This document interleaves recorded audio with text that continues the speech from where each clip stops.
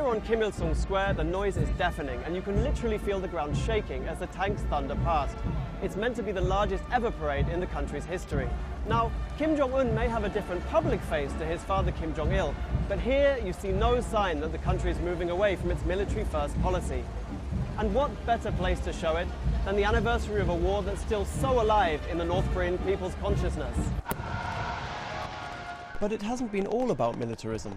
It's a national holiday after all, and there have been plenty of mind-bogglingly large civilian events to keep the people of Pyongyang out of trouble.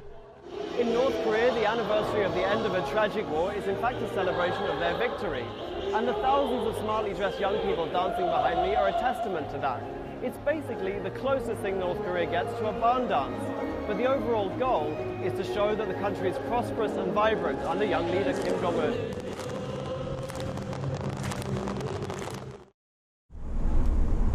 The rest of the time, we've been ferried around on our buses, looking eagerly for signs of change on the city streets, while we ourselves were watched carefully by nervous minders. Certainly the showcase capital looked more manicured than in the past. We visited gargantuan new memorials and museums to the Korean War, which seemed particularly extravagant when you consider the grinding poverty that plagues the countryside. On one outing, I met groups of school children visiting a palace that houses the embalmed corpses of former leaders Kim Il-sung and Kim Jong-il. One innocent-looking 12-year-old girl told me that she and her classmates learnt about the war to strengthen their determination to take revenge against the American bastards, as she called them.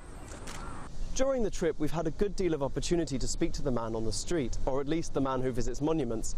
And while it doesn't necessarily show exactly what people think, it's given a good idea of the kind of propaganda that's been going out ahead of this anniversary. I've been surprised and shocked by the kind of language that men, women and children are using to describe the American imperialists and the vassal states. That would include me.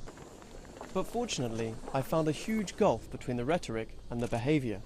People have been friendly and curious, often smiling and waving at us. Before a performance of the Arirang Mass Games, audience members asked us to share their packed lunches. It's gestures like these that reassure you that in the end, we're all just people. But somehow, they leave you wanting more. And while I gawp at tens of thousands of people moving in perfect unison, it would be worth so much more to spend a day with just one of them and hear about their hopes and their fears. But for now, I can only look forward to the day when that's possible.